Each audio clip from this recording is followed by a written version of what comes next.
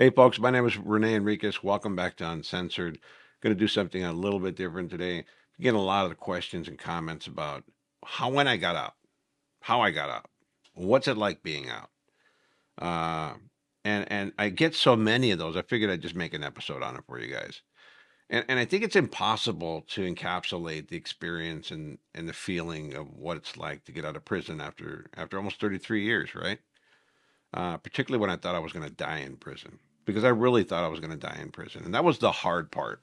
Not dying in prison, but for my then wife, convincing her that I would get out. And then when I did get the parole grants, breaking her heart by stealing her for the reversals, because there were two reversals, two different governors that reversed me, and a reversal for the unlearned and BPH and parole process is you go to the parole board, you become eligible for parole, and you go to a parole board, the BPH, Board of Prison Hearings, in which a full commissioner and a deputy commissioner evaluate your suitability for parole, and that's based on a couple of different things: your clinical risk assessment, which is a psych report, um, your advancements in academics and rehabilitative programming, your non-disciplinary behavior, and your vocational training. It encompasses a lot, right?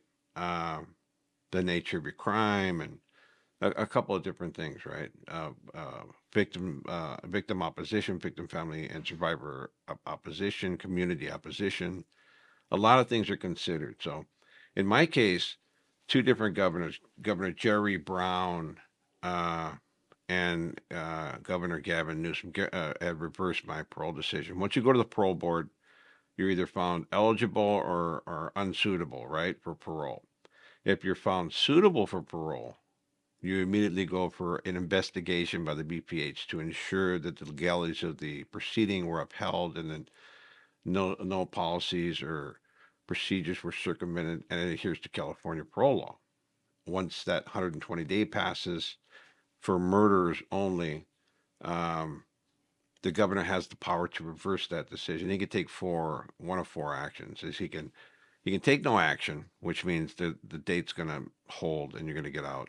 He can modify the decision. He can send it to an en banc hearing, or he can reverse that decision. Only one of those choices, reversal, means taking your parole date away. In California, there's only one state, one of four states in the United States to do that. So in my case, in five consecutive grantings of parole, total of 13 different parole commissioners who had granted my parole, the governors took it away. It was based largely on political optics, right? It just wouldn't have been smart for a potential presidential candidate to grant my parole because I was the poster child for not getting out of prison. I thought, like I said, I really thought I was going to die in prison. There was hope, man, and my faith was strong, because I'm a believer, and my faith was that I would get out. Why would I not? Why would I not get out after so many grants? I just thought that it was guaranteed that I was get out at some point. But another part of me, the pessimist, always thought that I would die in prison, that it wouldn't happen. It's just such a huge miracle. It would have to be a miracle for me to get out. But I kept my faith strong, and eventually, after so many times of being reversed, and when those reversals occurred, the governor creates a document called a reversal, right? It's called a reversal, and the government issues you a document.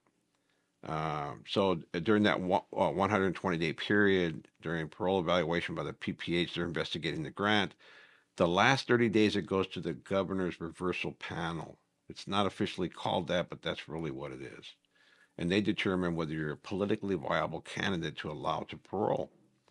So the governor has a group of individuals that look at your case and decide whether he should sign a reversal or just let your parole go or take no action. All of it requires a signature by the governor. And in each instance, in five instances, he signed, those two governors signed my reversal. And it was detrimental to me. I mean, I remember the worst part of it was in that last stretch. It's a total of 150-day wait. And the last, when you reach 140, day 140, you're going to get that call. They call you, and inmate Enriquez, report to program facility, right? Report to the program office. And that meant that the warden was going to be waiting there with that document signed by the governor saying that he found me unsuitable for parole. And I'd hear those words, "Hey, Rene, hey, boxer, don't give up hope. You're doing the right thing. You'll get out someday." I heard that so many times that I actually asked a counselor of mine, Nicholas Wilder, who was it was kind of like a handler for me in the CDCR. Um, I asked him, I said, "Can you please tell the warden not to call me to the office anymore?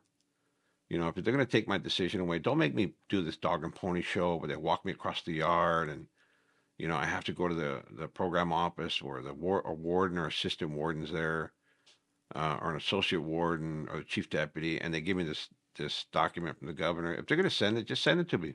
I'll get it that day. Send it in the inmate mail." So that happened a lot, and that was probably the most difficult. And the feeling of complete loss after the reversals, it like in the pit of your stomach. Couldn't eat, couldn't sleep. You know, had to call up my ex-wife and tell her the reversal occurred, and they would usually afford me a phone call immediately after the reversal to notify family because it was going to come out in the news, and I didn't want them to see it in the news. I wanted them to hear it from me. So they did that for me. They afforded me a phone call immediately after I was served a reversal, and they allowed me to call my family and tell them, "Hey, man, I got a reversal. It's going to come out in the news in a little while. So just know that, we're not giving up hope, and I'm going to keep trying." Um, and I did. I did. And then finally, ended up suing the governor. I may have told bits and pieces of this story before, but never in this entire context, right? Because people keep hitting me with that question. What's it like to get out? How did you get out? And what's your favorite meal and all that stuff, right? So we're going through that right now. So finally, I sue the governor and I prevail, right? Governor sends it to an en banc hearing and I prevail. I go to the en banc hearing. I get the initial grant. I was put under investigation by the BPH. It was a grueling, grueling process, right? And again, I always thought I was going to die in prison. So when it occurred, it was surreal. It was like, this is not freaking happening. But I'm going to show you a little video clip here of when it finally did happen. They wouldn't even tell me the date I was paroling on. It was so secretive. The time or the date. I think it was the day before some agents contacted me and says, "Be ready. Be ready any day now." And then somebody leaked it to me and said they're going to be here tomorrow at after count time or during count time in the evening because they don't want anybody. They want visiting closed down. They want everything closed down when they take you because they're going to move you to a secret location, right? So I want to show you the video of me leaving the prison. This is me actually leaving the prison after almost 33 years. I'm going to run that video right now.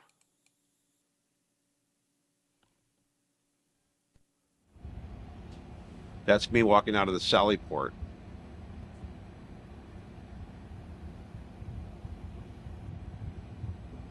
It's very grainy video,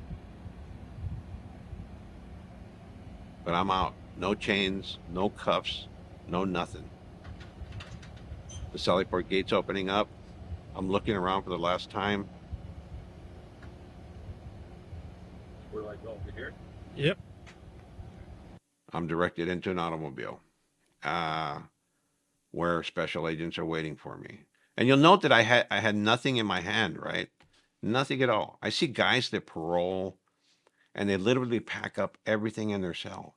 Books, magazines, rolls of toilet paper, top ramen soups, Tupperware bowls, socks and underwear. And I would often tell those guys, "But leave that stuff, man. It's prison. I brought out one thing. And I want to show that to you. It's that rock, right? I brought a few of them out.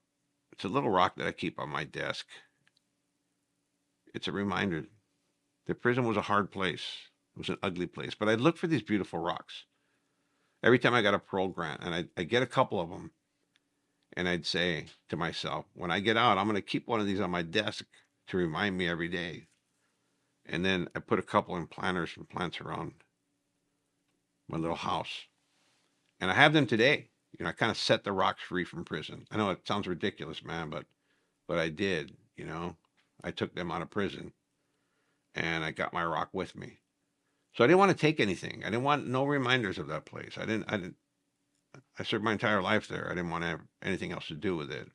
And then here's me. I want to show you some emotion of me in the car with the prison being showed from the window of the car.